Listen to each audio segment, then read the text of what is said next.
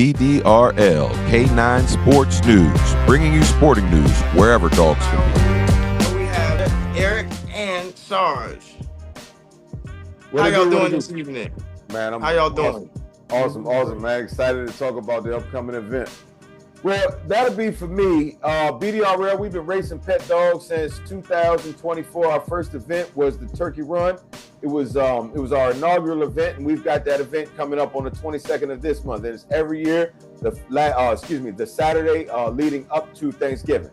Oh, we do 6 tournaments a year. I think there's 3 before the summer and 3 after the summer. We race here in Florida, so it's too hot to race through June, July, and August, so we don't. We come back with the Race to Ground Zero, and that's the second half of our season.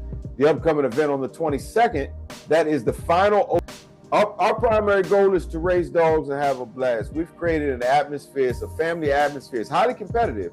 Let's see, the 14 underclass has had, in 5 tournaments, 5 different top dogs this year, and unless someone pulls a repeat, going into how it runs up there. I'm actually not there during the start. Yeah, I'm gonna just jump in right here. But I'm gonna add this. For me, the most exciting part is seeing regular pet owners coming out to the track with their normally unexercised. What I can say is I can talk more to how the excitement that the pet owners are having for their dogs to be able to have an outlet.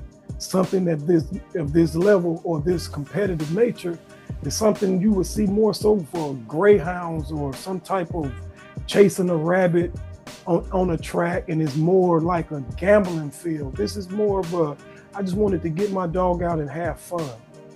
The object of everything is to win. Okay. It's highly competitive, but it's fun. We have people who are competing in the same class, dogs competing in the same class, but they'll start and catch each other's dogs for one. Like the atmosphere, like it's highly competitive. We have dogs that compete on a national stage doing dog diving, doing barn hunt events, doing all kinds of stuff. So we have dogs that compete in many different arenas. We have therapy dogs. We have dogs from all over that compete with us. Okay. The deal is, if your dog has 4 legs, it can run. Okay, that was gonna be my next question. And we want to see him on the track. So there's no restriction. It's just what break down. We won't race dogs under 6 months of age. What I see is for us to continue racing pet dogs, but we want to build a larger, broader stage so that we can continue to expand racing pet dogs across the country. We want people to see that dog sports aren't only for professional people who have thousands of dollars to invest in sporting dogs. It's for everybody. We want people to have. We have rescue right now. We have a rescue dog named Recon, we call the track king. He may be the very fastest Belgian Malinois in the country. He's running, and literally, we use a laser at the starting line and a laser at the finish line. Our times are absolute perfect. Recon runs 100 yards in 6.83 seconds. Show me a Belgian Malinois that's doing that, and he's a rescue.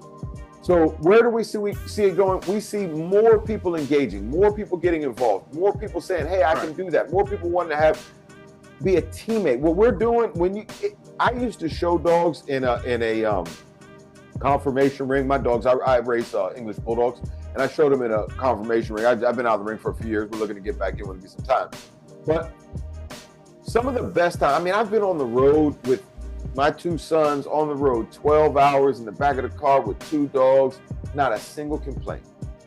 Sleeping in the car because we got a dog show in the morning. It's all about winning. It's a team. It's the craziest thing how we bonded over competing and becoming teammates with our dogs. So for our short-term goal is to continue doing what we're doing, is to continue bringing it to more people. Like, follow, share. If you check us out on YouTube, if you see us on Facebook, if you see us on Instagram, you can go visit our website at backyarddogracingligue.com. Shortcut to get there. You can get there by bdrl.net, bdrl.info, bdrl.xyz. There's a number of ways to get to us. So November 22nd, we have a upcoming race. Can you explain a little bit about that? November 22nd is our next event. That's the BDRL's Turkey Run 2025. It is our 1-year anniversary of the first event we had at Backyard Dog Racing League. So it's the last open registration tournament of the year. Explain the unique racing format that they use in the dog racing league that people will be seeing. Absolutely, we've done something totally different. We've actually turned competitive dogs. You're no longer just competing for a title that your dog keeps for a lifetime. Your dog has to come back and defend its title. In order to earn a title at the Backyard Dog Racing League, you have to complete 1,200 feet. You're going to have 4 heats. There's 2 qualifying heats. We take the top 6 dogs in each class, and they advance to the semifinals. From the semifinals, they each get to run once. We take the top 3, they advance to the finals. In the finals, there's 3 dogs running in each class, so all of 3 dogs, they're going to make the podium, but there can only be 1 top dog. Okay. Speaking of top dogs, who's the top dog ranking now? Well, there's not just one single top dog. We have a Track King. The Track King currently, that's Recon. Recon holds the Track King is the title holder for the fastest track time ever at Backyard Dog Racing League. Right now, that's Recon with a 6.83. The boy was bad. He came out in 3 separate tournaments and set the record 4 times in 3 tournaments. So right now it stands at 6.83. To have a dog like that competing with us is absolutely. What were you gonna say, bro? No, I was just leaning forward. Oh, my bad. To have a dog like that competing with us is, I just feel lucky for us to be such a young league, to have a dog that's able to compete at that level. You can check we do from time to time. We check the record books in other leagues, and we don't see a Belgian Malinois that can get in Recon's business. But there's so you tell me there's no. But there's 4 classes. So that's Track King, which that's an individual achievement, and that's absolutely great. But you can run great on one run and have that record. Dude, does he have any competitors? Does he have any competitors? Anyone that's catching up to him? There are several other Belgians, all of which compete in one class down. Recon competes in the 24 Unlimited class, and there's Venom, there's Sky, and there's someone else whose name slipped my mind.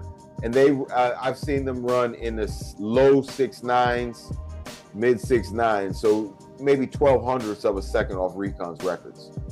What is normal time? What's that? What is the normal time? Well, it depends on the breed. I mean, I gotta be honest with you. At this point, Recon that's a little, a normal time for a Belgian Malinois. You figure somewhere in the low 7.3, anywhere from 7 to 7.37, and that's pretty standard for the Belgians. They're fast. I mean, that's a fast. You're running at 30 miles an hour at that speed. You know what I mean? I mean, that's a fast dog. If a dog hit you like that, a lot of these dogs actually do protection work and compete in protection sports. If a dog hits you with a bite at 30 miles an hour, you're going down. Classes, 14 and under, 17 and under, 21 and under, 24 and under, and the 24 Unlimited. The idea is 5 classes. The idea is to earn that top dog.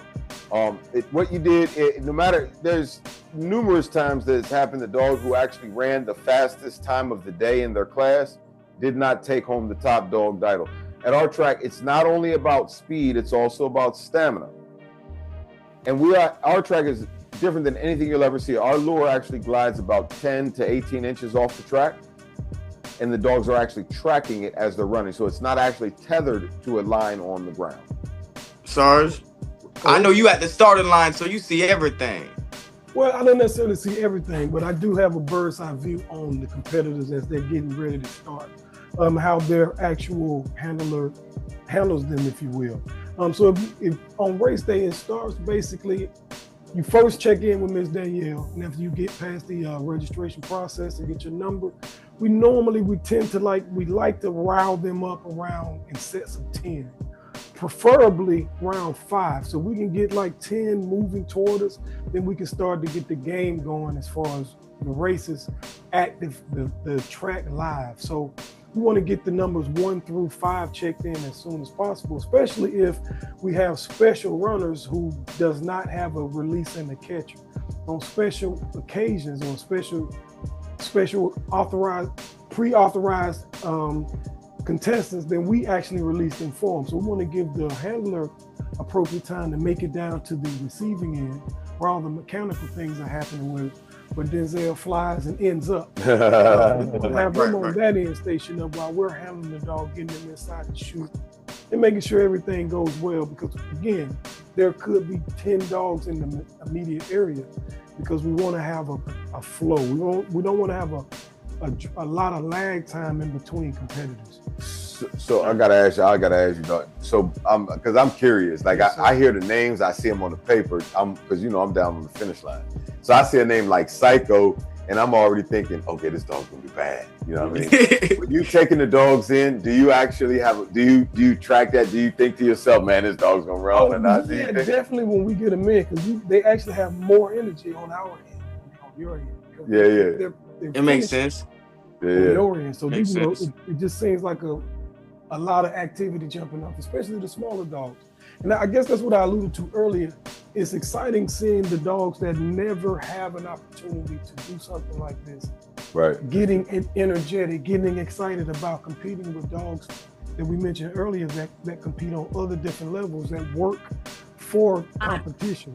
So having all those different breeds, all those different levels of animals in the same area in itself could be a nightmare, because those are different type of handlers, different type of pet ownership. So everyone has their mind made up on how everyone else's dog should be treated. So it's just a fun environment, just trying to get everybody to be pleasant with one another. But the most interesting thing is the different variety of dogs that come through the group. Yeah, you ain't lying. In our position, we have no knowledge of what dogs are registered for the day. So we haven't seen the picture. We haven't done any backdrop. So when Everything's random. So when you see the dog, sometimes you can come to the impression that there's no way this dog is going to be fast because it's just so small. And guess what? You will be surprised. Dog, I gotta tell you, man. Like, for me, it's like I try to pick from the dogs I know. Like, I know who had a top dog. I see I see the times right away. You know what I'm saying? I'll radio up. Sometimes you guys hear the PA, but I see the times right away. So I was wrong going into the race to ground zero. I thought Dozer was gonna. 17 underclass. I thought Dozer was gonna come in and just win the title back, because he had won 2 events earlier in 2025. Yeah, you were talking to me about that. Yeah. Yeah, bro. You said that. Yeah, bro. And then Pete came out of nowhere, and it may have had something to do with the lighting or whatever. You know, we ran into the night. We raced. Oh, it was on. But dog, I'm trying to tell you, but Dozer came back in the he came back in the Monster Dash. Dozer came back in the Monster Dash and put it down. Yeah. He was off his time. His grandma was catching him all day, and he was actually off his times, because Dozer usually runs in the low. You know, he actually runs with purpose-bred dogs. Like, his times in the 17 and underclass are comparable to a class up assassin, who is a Malin Collie. He's a Border Collie Malin Cross. Right. Those are actually, his times are comparable right there. So in the 14 and underclass, Scud is not coming back to defend his title. So I think that's wide open. I have to check registration. There's and what is Scud? Scud is a Chihuahua mix or a Jack Russell or some sort? No, he's Jack, and he's a I believe he's Jack and Staffordshire Bull Terrier. Okay. Because you look at it, you can see the Staffordshire Bull Terrier in him. Yeah, he's a ball of energy. Yeah. Scud's a beast.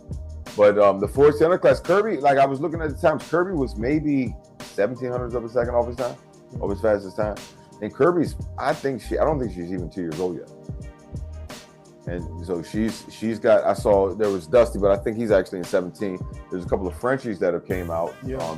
Did you see them in practice? I seen them in practice. Yeah, there's a couple of Frenchies that came out. So the 14 underclass is wide open. This is a cool year. This is the final open registration event of the season. What that means is, when we open registration, we open in about 30 days before the event. We register 50 dogs. Holiday Classic Invitational is is for all the marbles. That's what makes you an undisputed top dog. So the season, just like what you did in Heat 1 and 2 doesn't matter in the semis, and the semis don't matter in the finals. What you did all season, until you bring home the big trophy, that's what matters. So the dogs got to compete. So if they've got exhausted throughout the season, well, they got to compete.